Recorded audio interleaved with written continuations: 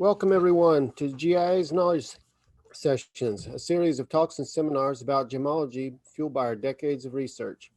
At GIA, we consider ourselves so fortunate to study and learn from gems, and it's our mission to share our discoveries and learnings about the world. I'm Nathan Renfro, Manager of Colored Stones, and I'm joined by Wim Vertriest, the Manager of Field Gemology. Thanks, Nathan, for the introduction. So I'm very happy today to talk to you a little bit about sapphire sources. For those of you that have been following the knowledge sessions, we've already covered ruby and emeralds in the last year. Basically, I think the ruby seminar was about a year ago. But now it's finally time for blue sapphire. We kept blue sapphire for last because it's one of the more challenging. There's a lot of information, so I'm gonna go over the sources pretty quickly today. But I hope that everyone gets a good refresher of what these sources mean in the trade, what their relevance is, what the material looks like that they produce, what their place is in the historic context. So I think a lot of you might know some of this information already, but how it all fits together, that is something that we're going to try as well today. How do these sources connect to each other? How does treatment get involved with certain aspects as well? So the first thing I want to touch on very briefly is about sapphire formation, a little bit about sapphire basics, because that's something that's going to come back in some of the topics, and that might solve a lot of questions that come up later as well about how certain things are related and how certain treatments react. So the first thing I wanted to discuss is about sapphire geology.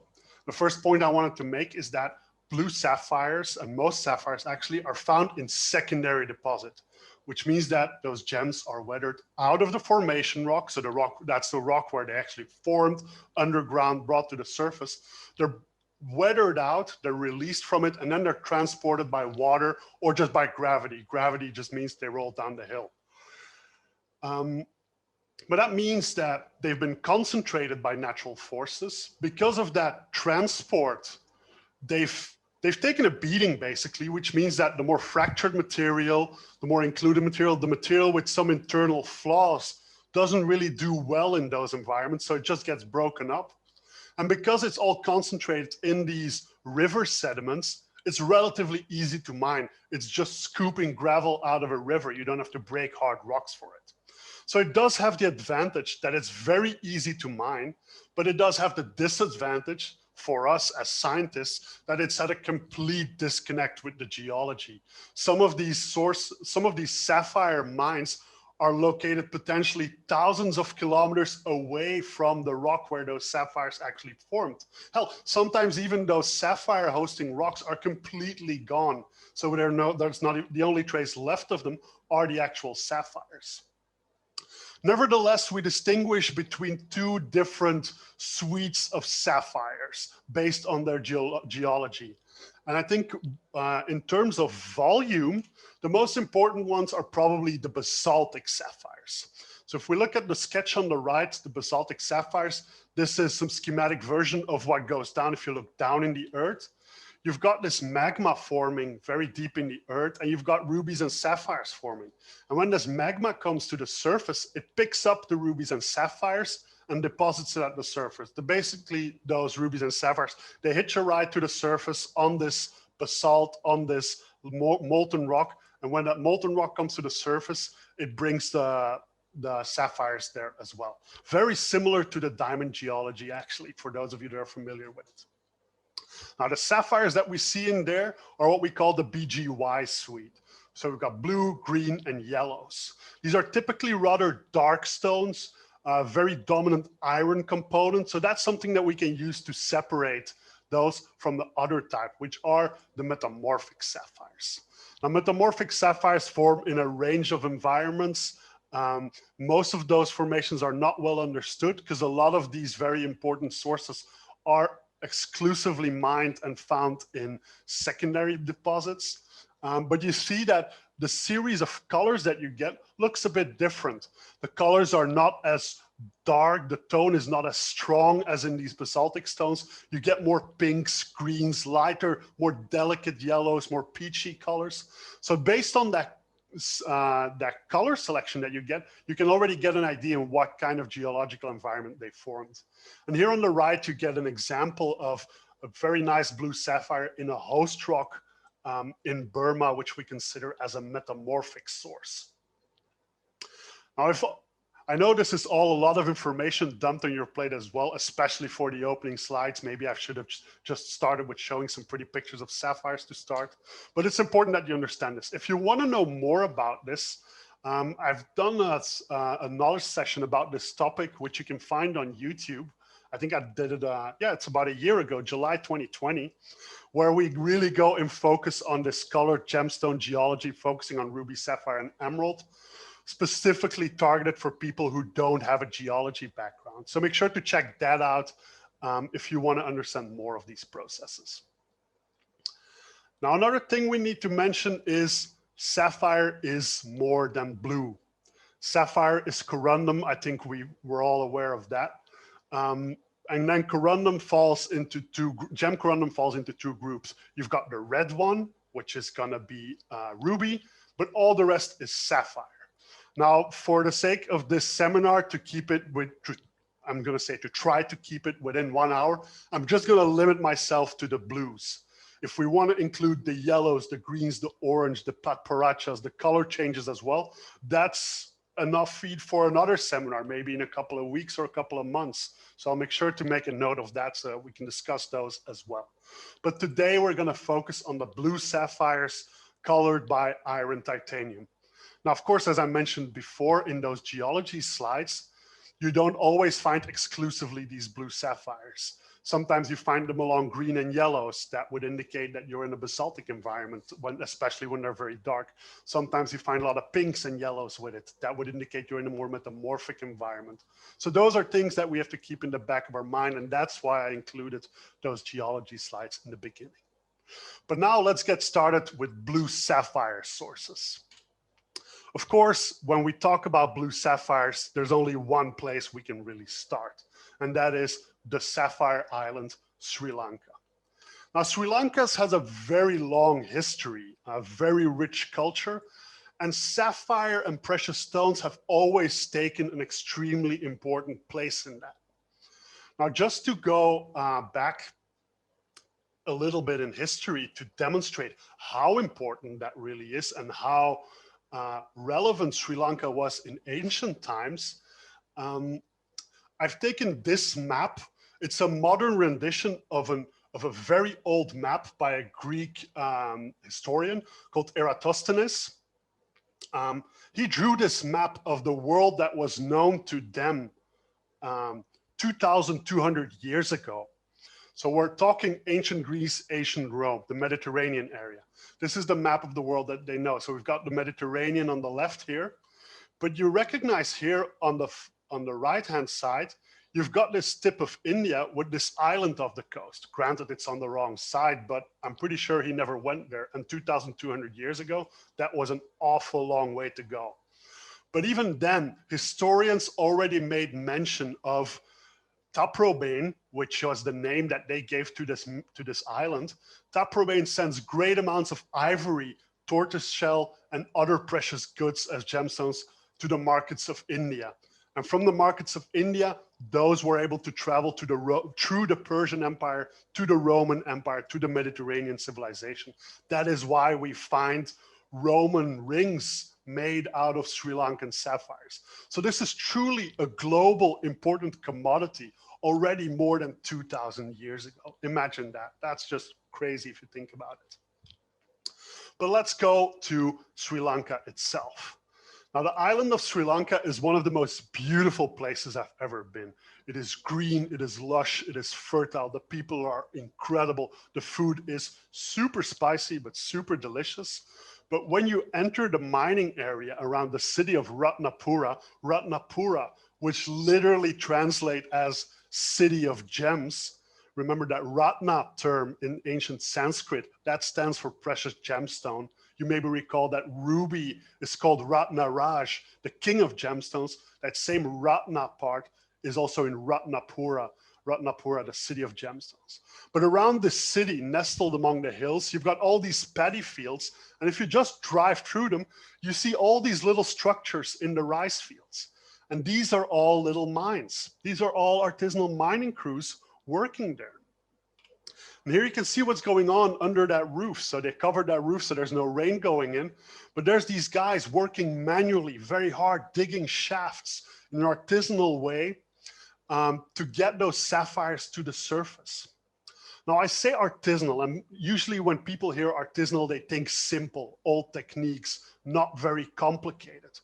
This couldn't be further from the truth. And I'm going to use this image to just point a few things out that are extremely typical for Sri Lankan mining, but also show how far developed and how well they understand the art of mining sapphires. So here you see a little path leading up to this mine, and you see there's like a dozen people working there. Now, the first thing I want to point out is not the people working there, it's what we see here in the bottom right. Now, I know most of you guys aren't rice farmers, but most rice in Sri Lanka is grown in flooded paddies, which means that the water level is actually above the surface, which means that these guys are mining way below the water level. So there's a constant threat of flooding, and that is why they manage, that's why they have these heavy pumps to keep all the water out, and that's what you see here with this overflow from this barrel. Now, to the right of this barrel, you see that there's this raised platform where they've got all these leaves and foliage and ferns that are drying. That is one of the key ingredients that they use in the mining. Now you see these two guys here, they're carrying this wood in there. And you see there's a lot of wood. So there's basically a team of carpenters on site that design the structures that are going into the mine. So that is all made of wood. There's not a single nail, not a single piece of metal involved. They just all custom make those wooden structures. And because it gets pushed on by the earth, it gets pushed together and held in place like that. And it also moves a little bit with the earth, so it's not a rigid structure. So it's a bit flexible, it gives way when there's like changes in the water level. So very thorough understanding. Of course, you also need a couple of mechanics to keep these pumps running, because if this pump runs and these guys are underground, that's a recipe for disaster. And then you've got the actual diggers, the guys working in the tunnels under this one. We actually went down in this mine. It's a shaft 20 meters down. So 20 meters, that's quite deep. And then there's shafts extending horizontally, following the layer of gravel. So you see there's a very complex interplay of different people that have different roles that are actually working together to bring those sapphires up, or actually the mud containing those sapphires. And you see that's what they stockpile here on the in the background. And at the end of the day, or at the end of the week, they take all this, what they call the ilam. The ilam is the gravel where all the gems are concentrated. They take that and they wash it in a nearby river. So that's what we see. You see this guy doing it on the left. So they have these woven baskets that they move around rhythmically. There's really a technique to it. And all the heavy gemstones are concentrating in the bottom of this conical basket. And you see that the mud is washed away. And in the end, you're left with a concentrate of mixed gemstones. You see that this guy, there's obviously a big quartz crystal. There's a little bit of sapphires, some zircons, chrysoberyls, some topaz, a whole mix of gemstones. But of course, what they're after is this, blue sapphires. Sri Lanka is not for nothing called the Sapphire Island. So blue sapphire is really the main goal. All the other things that they find is actually more of a byproduct. The yellow sapphires, the chrysoberyls, even color change chrysoberyls, alexandrites. Those are byproducts for blue sapphire mining. Now, when we're talking Sri Lankan blue sapphire, I want to highlight these photos as well. These are peacocks. Peacocks are all over the island. Both of these photos are taken from a mine. This fellow on the left, he was seated on top of one of those mining structures. So they're everywhere. So it makes sense that they associate this bird, which is one of the purest blue birds you can find on the planet, that you see that reflected in the sapphire. So peacock blue sapphire is something for me that always brings up warm memories of Sri Lanka, Sri Lankan sapphires, and the beautiful people and country that I've been able to meet there. Now, of course, when you've got such a rich history of mining stones, it means that there's also a flourishing trading scene, especially with the volume of sapphires coming out of Sri Lanka. So you see all over the country, you find different markets specializing in different kinds of goods, specializing in different quality ranges. So there's a couple of famous markets. The one in Ratnapura is a really big one, where you find everything from rough to cut stones, tourist trap material to really high-end material, specimens of different minerals. Very entertaining, very challenging, very busy environment, because people are showing you sapphires left and right, but really an experience, but challenging to make some good purchases there. Another famous market in Sri Lanka is the Beruwala street market. Now, the Beruwala market is a little bit different. Beruwala is a city on the coast, trading village, fishing village, but it's also the home base of a lot of Sri Lankan traders who travel internationally. So in this street, on this block, China Fort Road, that is where you find gemstones from all over the world. A lot of Madagascar sapphires, Mozambican rubies, Kenyan savorites. So a thriving international gem scene is happening there in this small coastal town in southern Sri Lanka as well. So we've covered mining, we've covered trading. We cannot leave Sri Lanka without making a note of treatment. Now, Sri Lanka is probably the origin of sapphire heat treatment. In this text from about 800 years ago, it is already described how the people in Sri Lanka treat gemstones. So they say that with the amount of wood that people apply this by knowledge, and then it lasts from 1 hour to 20 days. And then the darkness of the stone disappeared, so the stone becomes a little bit lighter, which means that a dark blue sapphire becomes a lighter blue sapphire. An extremely light blue sapphire can become a colorless sapphire, which was used as a diamond simulant. A pink sapphire with a bit of a blue tone becomes a purer pink, things like that. But 800 years ago, that was already described. And that's a technique that people in Sri Lanka still use today. I mean, this is not a picture from 800 years ago, obviously, but it does exactly what is described in this text from 800 years ago. So I think that was a great introduction to Sri Lanka. Let's move to another source. Like if we talk about classic sapphire sources, Burma, Mogok is definitely one of them. Now, for those of you that are familiar with Mogok, you might be surprised because Mogok is actually known as Ruby Land. Mogok is the source of the most famous rubies in the world. It's one of the most desired ruby sources in the world, but it's also an extremely important sapphire producing locality. And this is just an example of the amount of sapphire that you can see. Like this is, we went to, we were invited at this trader's house and he started pulling out things and his neighbor started pulling out things. And before we knew it, the entire table was covered with sapphire. Obviously there's different grades, there's different colors. There's this large chunky rough on the bottom, but you see some nice faceted in different tones. There's fancy materials as well. So Mogok, Myanmar is really important for sapphires as well. Now this is an example you see on the left here. There's some really nice blue material on the smaller side, but Mogok is actually known for its really big stones as well.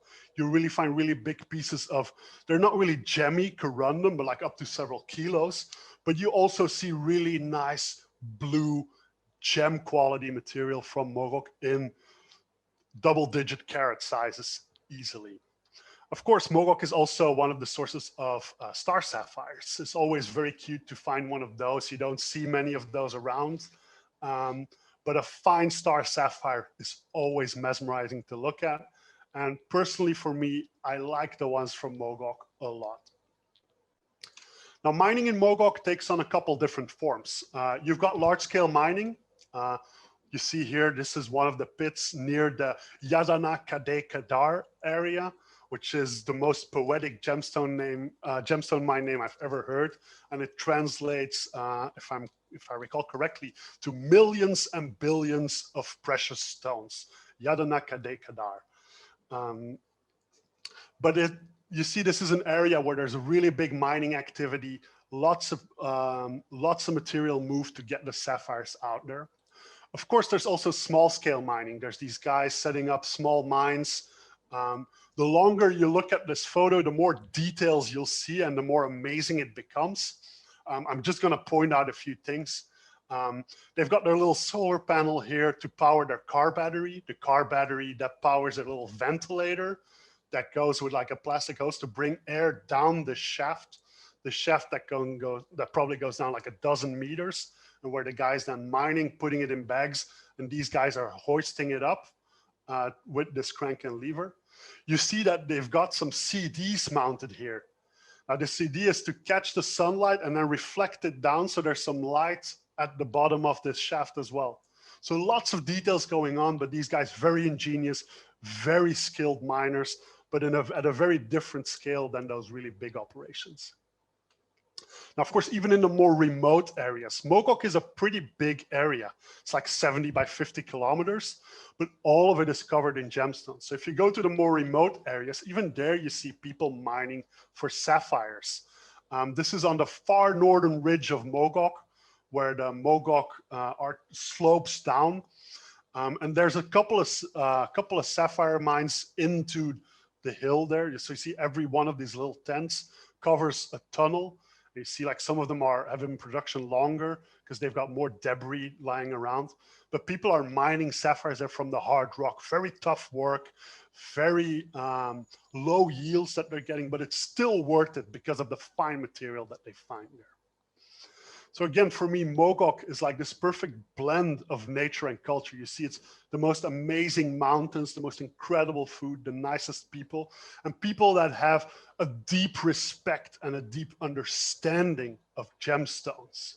And I think one of the images that symbolizes that best for me, where those people have that really big respect for nature, a really big respect for gemstones, is this one. We were invited by a miner for lunch, and we were seated at the table, and he had this, like, it's a tarp covered hut, but his wife takes the biggest pride in growing these incredible roses in the garden. And his roses are so big that the vase that she put them in kept falling over. And to stabilize it, they just completely filled this vase with sapphire rough. So this guy just had this jar of gem quality sapphire rough next to his ketchup, his coffee, and his tea, because the roses that his wife was growing in the garden were too big and too beautiful, and they kept falling over in the vase just to stabilize. It was an incredible moment for me when I just spotted all those sapphires in that vase. So I think that's enough for an introduction for Mogok, Myanmar as a sapphire land. Let's move on to the next source. Now, the next source is on the roof of the world. The roof of the world, Kashmir sapphire. I think everyone's heard of this one. So the Kashmir sapphires were discovered in the 1880s. There's different stories about how they were discovered, who discovered them. One of the most common tales is that there was actually a landslide that exposed the vein that hosted these sapphires, and people were finding huge volumes of these sapphires in a very short window, producing all these fine Kashmir materials. Now, I think most of you are aware that it was a very short window that produced all those materials. So I think in like a decade, there was almost no material coming out anymore. So it's a very troubled history. It's very interesting to read up. It ties in with the colonial past, the challenging environment there. And just to highlight the challenging environment, this is a picture that my dad took of the mountains where the Kashmir sapphires are actually found. So this is a picture taken in the Zanskar Valley, and it's on the other side of this mountain range, near the top here on the other side. That's where the actual sapphire mines are. But we're talking about an area that's at 4,600 meters altitude. That's over 15,000 feet, accessible in best case scenarios 2-3 months a year. So it's very challenging to work there. That's what's limited most of the production. Plus, it's in a contested area. It's not very politically stable. So that's also limited any potential of mine development there. But of course, it's all been worth it if we look at those classic Kashmir stones. So those classic Kashmirs with that sleepy look, that is because of they have that very fine distributed particles throughout the stone that gives them that incredible Kashmiri appearance that everyone loves. But most of these stones, especially the finer, the bigger ones, they were mined in a very short window more than 100 years ago. Now, of course, I'm not saying that Kashmir doesn't produce sapphires anymore. I'm just saying that we should make a difference between the classic Kashmir and the new Kashmir, because there is new production from Kashmir. There, people are still finding sapphire there, but it looks a bit different. It is not what it used to be. I think here on the right, we have an image of some rough. On the left, we have like a 14-karat stone, pretty magnificent, but it doesn't hold up to those classic Kashmirs that we know. Nevertheless, it's still a fine stone, super interesting material with some great inclusions for geological studies. But again, if we look again at that rough, you see it's very milky. This material actually reacts very well to heat treatment. But then why don't we see a lot of heat treated Kashmirs out there? Because even of this material, there is so little of it in the market because of those challenging mining conditions, both politically, naturally, environmentally. So yeah, Kashmir, absolutely amazing, incredible backstory. And seeing a Kashmir sapphire is always a privilege.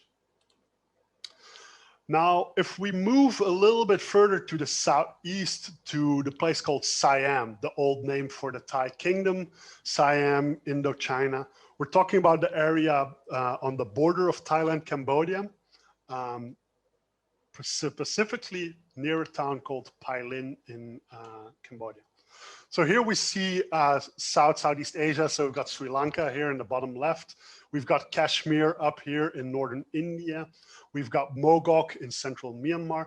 The area that we're going to focus on right now is right here in southeastern Thailand on the border with Cambodia. So you see here, we've got the province of Chanthaburi, which should ring a couple of bells for those of you familiar with the ruby and sapphire industry. And then the line here, that's the border with Cambodia.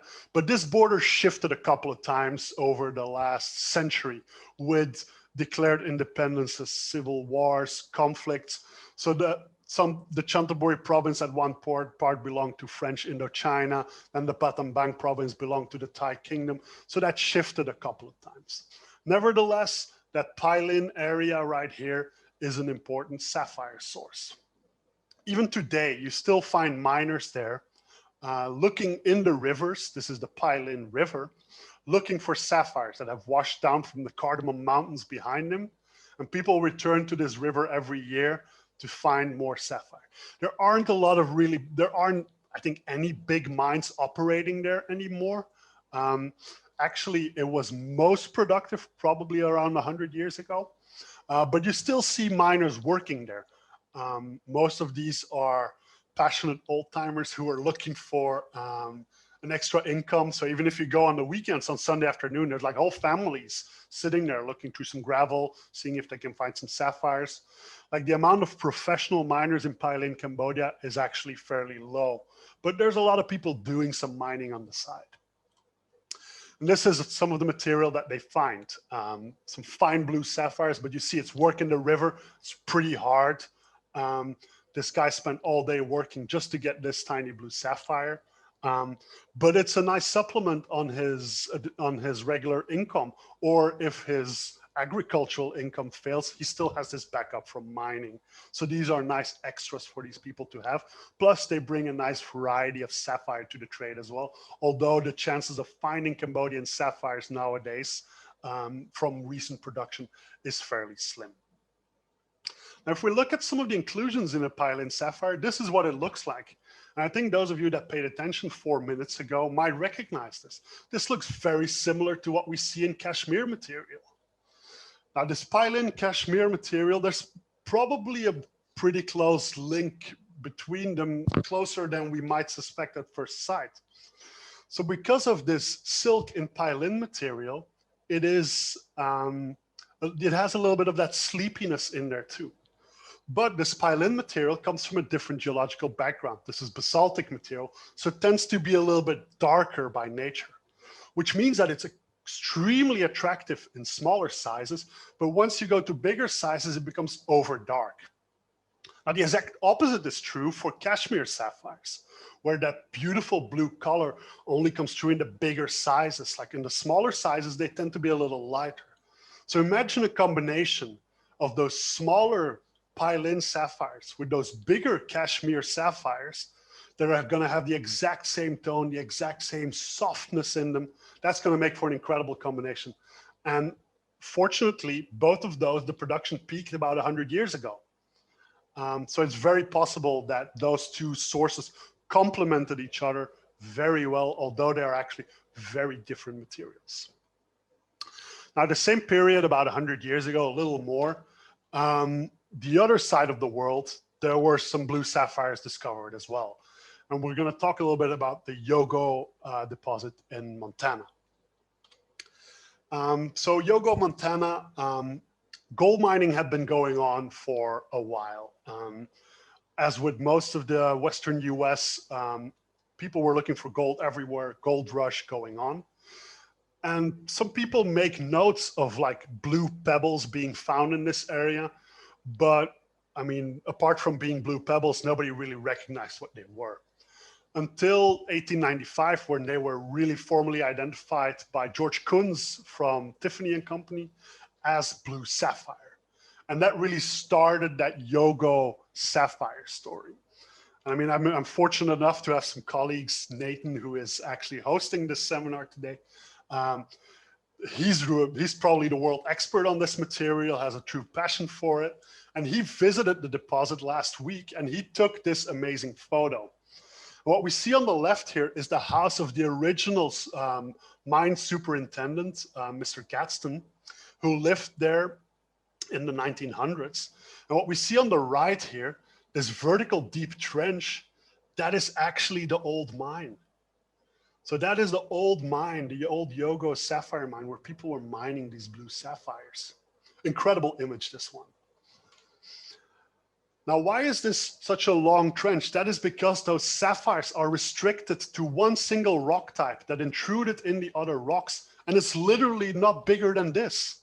It's like a 30, 50 centimeter wide vein where we find all these sapphires. And there's some underground workings as well in a little bit of a different area where you can just see that vein running through the ceiling. And you can just see where people have taken out that rock, worked it to get the sapphires out.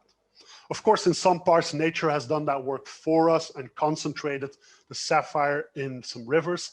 But there you can find those blue pebbles among other rocks as well. This is also a beautiful image of this nice blue sapphire, a little bit other sapphires in there as well that you can spot in the river gravels. Now, this is what Yogo looks like. So you see it's not the most dark color, but you see that the rough typically has a very flat appearance, which is actually what might have limited the development of this deposit a little bit, because that doesn't allow you to cut really big stones. Nevertheless, big volumes of smaller stones, I think just by nature, there isn't a lot of big rough around. I think the largest documented Yogo sapphire rough stands under 20 carats. So there's not a lot of big stones around, but nevertheless, very homogeneous color, beautiful stones. Plus, again, a unique all-American history there, which is very attractive for a certain customer base. Now, these are all sources that we're talking about 100 years ago. We'll fast forward a little bit now because 2 world wars and an economic crisis don't help the sapphire trade that much. So we'll fast forward to like the 1950s, where sapphires really started to become available from down under, from Eastern Australia. Eastern Australia, there are a couple of different provinces, but all along the East Coast, you find different sapphire deposits. Like these have been known for a long time. They've entered the trade in the 1900s already, but they really gained a lot of popularity in the 1950s, 60s, where huge volumes were produced because Australia is has a lot of experience in mining, so was able to adapt a lot of mining techniques to gemstone mining and really develop the first large scale industrial modern mining operations that reflect a little bit the mining operations that we see them today, but for sapphires, for gemstones. So you see here, there's an image here of, you see that the material is very dark, very intense, very dark tone, but still in smaller sizes, this is going to be extremely attractive material. Now here we see an example of this advanced mining. You see very mechanized, able to produce huge volumes,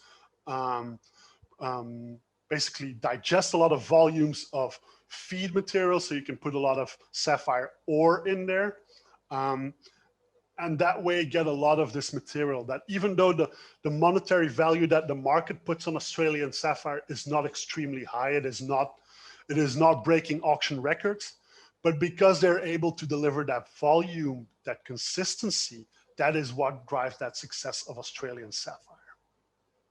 And that deep, rich culture of Australian sapphire mining, you can still see that today. Like around these mining areas, you can still, there's a big fossitic community. There's a lot of small independent miners, a lot of gem cutters there that are still there today. And you can still see the remnants of it is still very much kept alive. There are very recent attempts to really upscale those mines again, to start big investments again in the Australian sapphire mining community. So I'm pretty sure there's going to be exciting days ahead for that source again in the near future.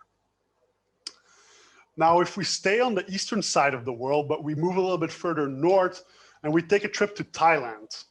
Now, Thailand has a very rich gemstone culture, but a lot of it is fairly recent. And I think a lot of it can be traced back to the technological advances that became available in Thailand during the Vietnam War or the American War, depending on who you ask. But basically, big conflict in Southeast Asia in the 1950s to 70s, with a lot of military presence of the US in Thailand. So a lot of money pumped into the Thai economy, both directly and indirectly. A lot of military personnel stationed in Thailand, a lot of aircraft, a lot of industries to support that military, which means that there's a lot of high-tech material all of a sudden becoming available. And that's something that is very useful if you have to maintain aircrafts. But a couple clever guys can probably think, oh, you've got these high temperature burning fuels, maybe I can do something else with it. So the step to high temperature treatment of rubies and sapphires and other gemstones was very quickly made. And initially it started still with like these barrels, but you line them with ceramic bricks so you can get a higher temperature, you get better fuels, you get a consistent fuel supply. You don't have to rely on feeding wood chips to it anymore, which means that you can do more, you can get more extreme conditions. And then of course, with the arrival of electrical furnaces, that became much easier. You just plug it in and you get a very consistent temperature for basically as long as you want. The Thais figured out that they could use this treatment to improve the Australian sapphire. So they basically swarmed to Australia. They started buying at the source there. This is an image from the 1960s taken by Terry Colden, who is an extremely valuable witness of that whole Australian sapphire scene, who was there as a young man and now still young at heart, passionately talks about it. And he's something I truly respect and admire, and always shares the most incredible stories about Australian sapphires, how the Thais worked with it and how the two went together. But basically many Thai people moved to the Australian sapphire gemfields to buy the rough directly there. Australians mining, Thais buying, Thais bringing it back to Thailand, the Thais improving it there, cutting it there, getting it into the market. Really able to handle that volume produced by the Australian mining industry and moving it along, keeping the wheels turning of that whole machine. Now, of course, when the Thais are in Australia, they see what's going on there. They see how the Australians are mining. They see what material, what equipment is used. And they are bringing that experience that they get there back to their home country. So in the 70s, 80s, that is really when the Thai sapphire mines are booming. So you've got Chanthaburi in the eastern part, which is for blue sapphire, not the most important locality. There is some blue sapphire there. But on the border between Pailin and Chanthaburi, you've got some big ruby deposits as well that were really developed using those Australian techniques with those heavy equipment, excavators, washing plants.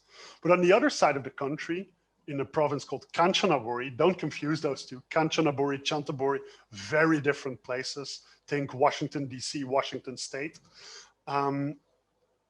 There were some really big sapphire fields discovered there. And those were also developed, exploited using those Australian techniques. So this is an image from Australia where you see, okay, you've got this feeder, you've got this wash plant, this trommel, and this is a very similar looking plant in Kanchanaburi. Photo taken in the 80s by Dr. Gubelin. But you see very similar techniques adopted, producing huge volumes of sapphire. But this is the material that we typically see in Kanchanaburi.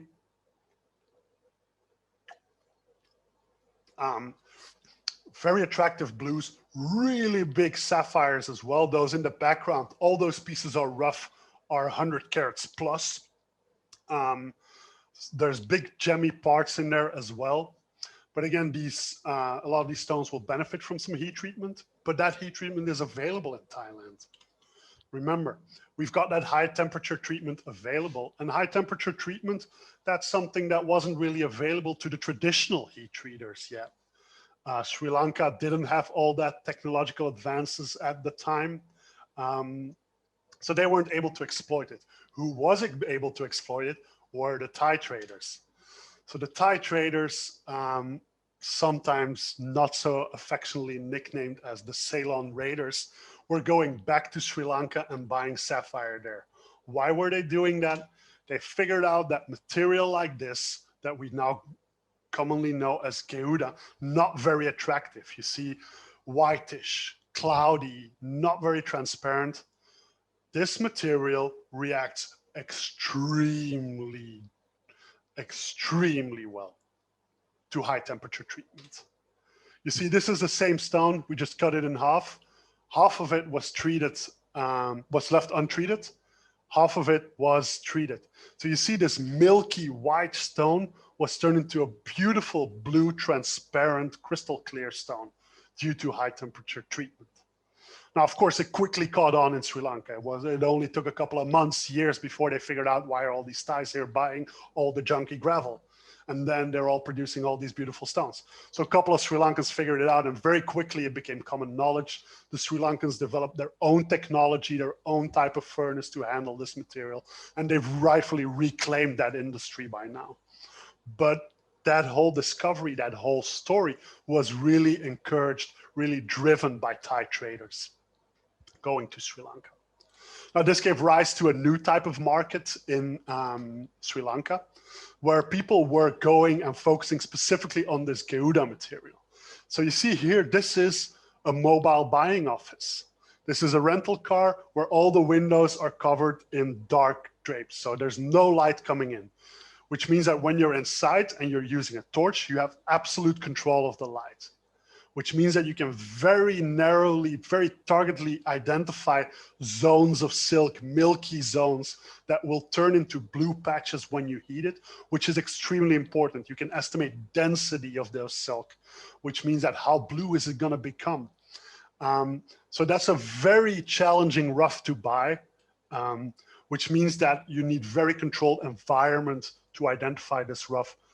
This is a market that is still happening today, of course, not as busy as it used to be, but that Geuda treatment is still has now become a very important foundation of the Sri Lankan trade, and is still a very important supply source of global blue sapphires. Enough about Asia. Let's talk about the other continents that we have to discuss when we're talking sapphire. I'm going to use this quote from Pliny the Elder. Again, 2,000-year-old quotes are my favorite. And he said that ex Africa semper aliquid novi, which basically means out of Africa, there's always something new. And I think us as gem people, gemologists, we're aware of that. Africa is an exciting continent. There's always some new material coming on. But I wanted to evaluate if that was really true about blue sapphire. So I went to look a little bit in the archives, a little bit into historical documents. And this article, Gem Localities of the 1980s, which basically discussed all the major sapphire sources and ruby sources, topaz sources, all the gem sources that were really documented by then. And I looked for blue sapphire. And these are the only references that I could really find. So in East Africa, expanded production was seen from Kenya, Tanzania, Malawi, Burundi, and Rwanda. Particularly noteworthy are the sapphires found in Umba, which occur in a wide range of colors. Now, Umba sapphires, I think most of you that are familiar with African sapphires know Umba.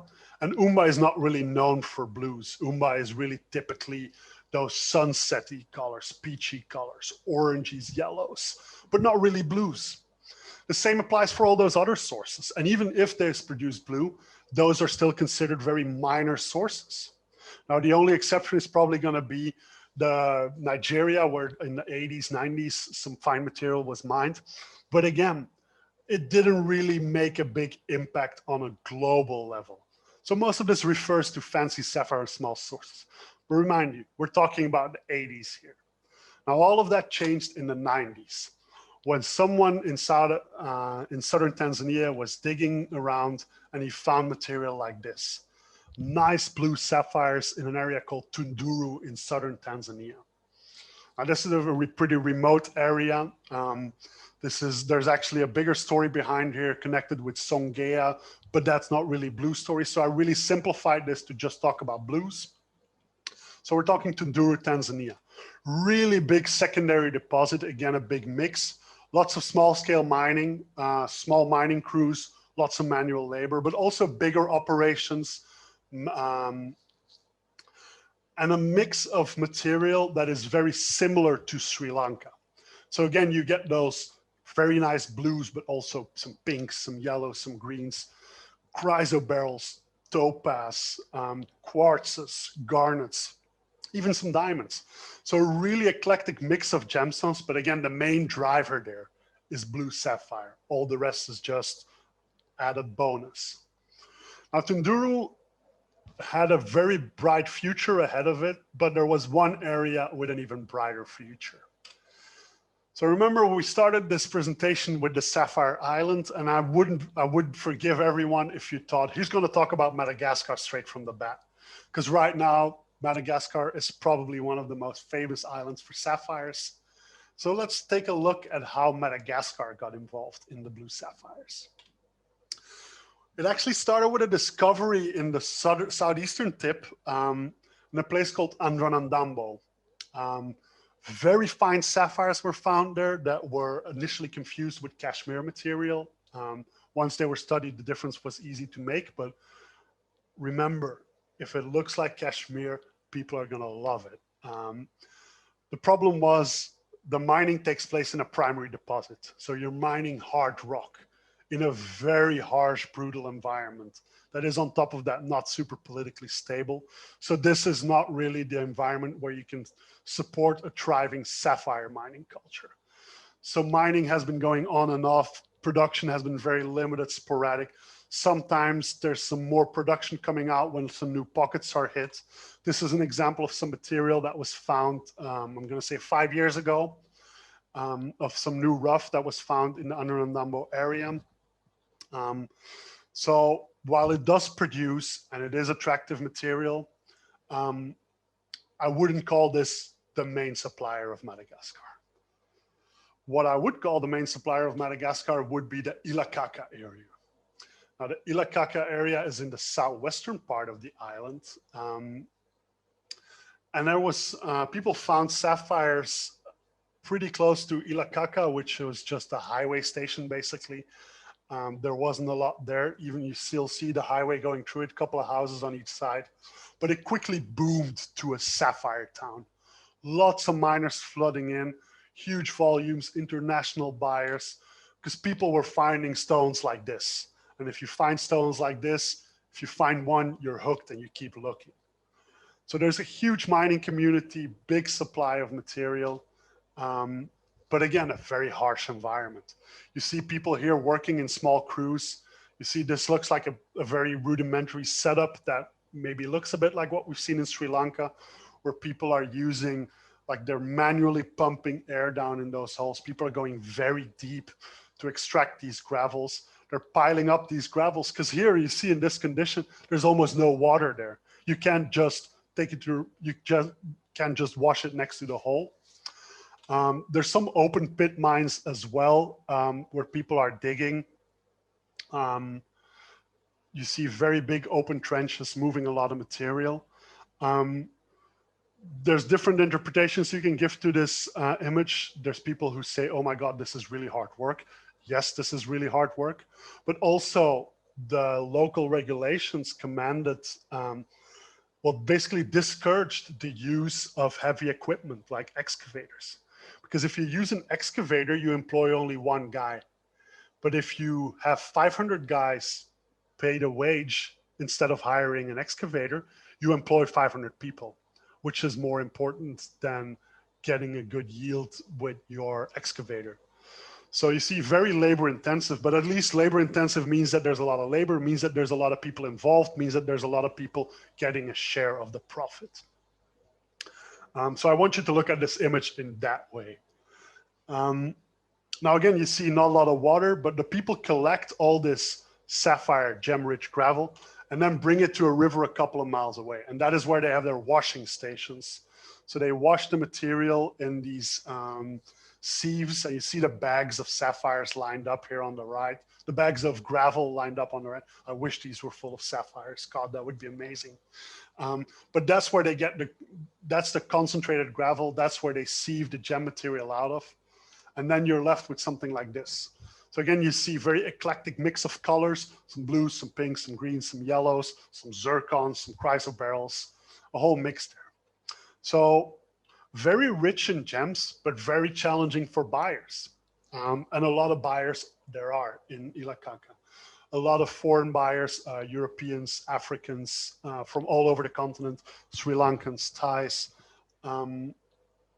going there to buy material. And you see again, people try to get that controlled lighting environment like we've seen that they do with the car, to be able to judge the quality of that material as good as they can and then pay the miners. So these guys at the window are all the miners. There's a buyer here, he pays cash for these guys and they can go back to their mines and keep on working. Now there's a couple of other places in Madagascar that produce sapphires. I call it northeastern Madagascar. There's different names for it. Where there's an area that is heavily forested up in the hills. So it looks very different from that Ilakaka deserty prairie area. Where there's a couple of gem rushes taking place. Now in that northeastern area, it's always rushes. People find something, people swarm to it, huge concentration, lots of mining, and then it dissolves again. So it really peaks very quickly and it lasts months to a year, maybe two. And we get these both for blue sapphires, papracha sapphires, rubies. For blue sapphires, we mainly focus on the Didi rush in 2012, and then the Bimenti, which was the latest one in 2017. So this is an image from the Bimenti rush.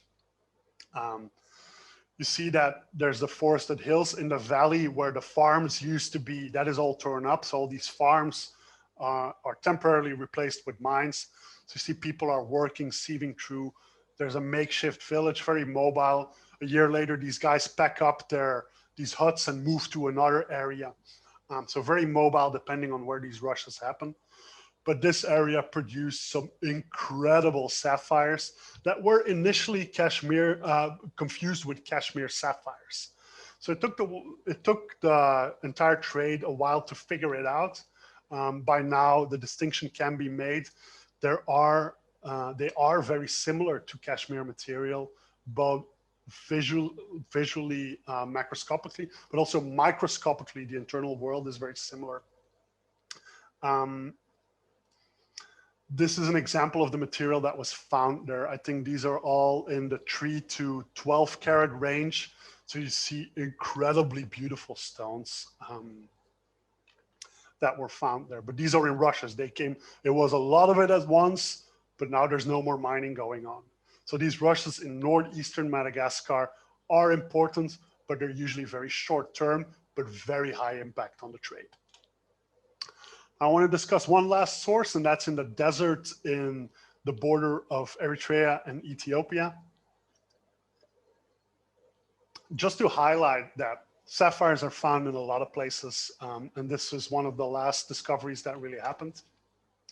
So you see again, this is material. The darker material, you see good shape, rather chunky, so you can cut a nice three-dimensional stone out of it, nice deep pavilion, but rather dark and silky.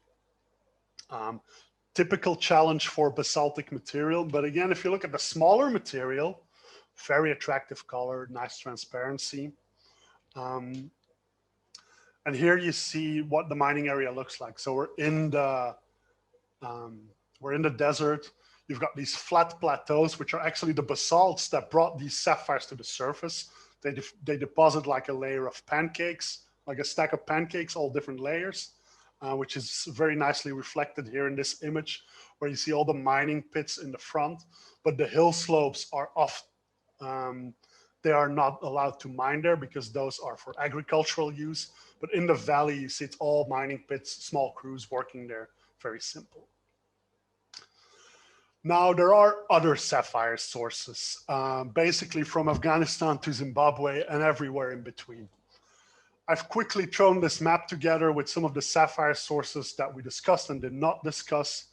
But you see there's a very high concentration in East Africa, going from northern Ethiopia to southern Madagascar, and then Kenya, Rwanda, Burundi. There's some deposits in Europe. Commercially, they're not very relevant. You see some specimens occasionally from them. For academic purposes, they're really interesting. But then Southeast Asia, very important in terms of volume. Australia, very important in volume. You've got Yogo up here in Montana. You've even got some sapphires in Colombia. There's not only emeralds there, there's some sapphires too.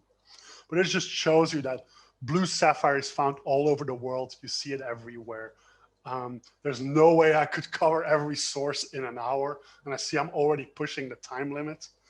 So I just want to take one last minute to suggest you this. If you want to know more about blue sapphire sources, my two go-to sources are going to be Ruby and Sapphire, a Gemologist Guide by Richard Hughes and his co-authors, where he discusses everything you could know about Ruby and Sapphire, but he has a whole chapter dedicated to the sources. And that chapter covers basically half of the book, and it just goes alphabetically through every country and discusses everything there is to know about its rubies and sapphires. Sometimes it's a few lines, sometimes it's 50 pages. But if it's not in there, it's probably not going to be anywhere else either. Or at least the reference is going to be in there. And then there's the GIA website with Gems and Gemology. On GIA's website, you can search for blue sapphire and Zimbabwe and see what comes back. Blue sapphire in Vietnam and see what comes back. So that way you can learn a lot more about blue sapphire. And there's different formats. There's short lab notes, there's full articles, there's in-depth research studies. So you can really pick what suits your needs best if you want to know more about sapphire sources then. So with that, I want to thank everyone for listening, for joining. I hope you all enjoyed it, learned a thing or two. And I think we have time for some questions. All right, thanks, Wim. We do have a few questions from the audience. First question here is, what sort of instruments do you take in the field with you when you go to these gem deposits? Basically, it's a loop. The ones that I use most often is a loop, a quality torch, so flashlight. I've been known to use the flashlight of a cell phone, but I've got specialized torches that give me a more focused light. I use a dark field loop occasionally, but a dark field loop is mostly handy when you've got polished windows. So when looking at rough, it's not the most useful. A dichroscope can be handy. to quickly separate glass or like spinel garnet from ruby. I have carried some filters around for years, but I've never used them. I know other people love to use them, but it's just not for me. So it really makes you, what makes you most comfortable, what you are most comfortable with. And for me, it's the loop and the torch. All right, great. There's another question about what type of lighting is utilized to identify sapphire and its inclusions. And I think maybe this was in the context of when you had the car with the blacked out curtains, when you were looking for the amount of silk and inclusions. Can you tell a little bit about that type of lighting specifically? Yeah, I think that's where people use, again, those torches, very high power, but very narrow focusly beams that you can, and people close the windows. That way you don't have any light from the sun coming in. So the only light is really from your torch. In a lot of cases, LED or halogen, do you know? That depends on your personal preference. I think nowadays, most of them are shifting to LEDs, but it would work for halogen as well. I think color-wise, people tend to prefer white light for sapphire and yellow light for rubies. But for identifying inclusions, either one works. It's important that you use those torches only for studying clarity and inclusions. Don't use those things to judge color, because that's cheating. Because usually their color spectra are very extreme. These things are designed to give a lot of light, not the correct light. Always judge in daylight or a known lighting sphere, never in the torch, because the torch is going to cheat on you every time. All right, great. Another question. Can you compare a little bit about the recovery of sapphires with that of diamonds? They ask if the mechanized recovery of sapphire is similar to that of diamonds. Can you touch on that just a little bit? I think the diamond mines are a bit more advanced because they've got a lot of mechanized sorting as well. I don't think anyone actually touches the diamonds until it's a pure diamond concentrate. In most sapphire mines, it's very different. So you concentrate for your heavy minerals, and then your heavy mineral concentrate is hand-picked. Because most of those sapphires, it's not only the sapphires are valuable. So people want to pick out the zircons, the quartzes, the chrysoberyls as well. So basically you create this concentrate, but then that concentrate is still hand-picked. So there's not a lot of mechanization going on there in that selection part of the process. Okay. Here's another one or two more quick questions here. Got one question. Can you just tell quickly about podparasha? Maybe you can define a podparasha for this audience member. So podparasha is a sapphire with the correct blend of pink and orange colors, typically associated with Sri Lankan origin. So yeah, what was the question about podparasha? It was just said, can you tell us more? I think maybe if we just define podparasha quickly, that would be adequate. Yeah, but I think speaking of podparasha sources, I think that we could probably dedicate a whole other knowledge session on that. So that's something. Yeah, maybe you'll have to do that. Yeah, maybe we'll do a fancy sapphire one next. Yeah, that'd be great. Here's a good question. I think maybe this will be our last question as we're running out of time a little bit. I like this question in particular. You'll see why. This question is, what do you use inclusions for? Identification, composition, origin?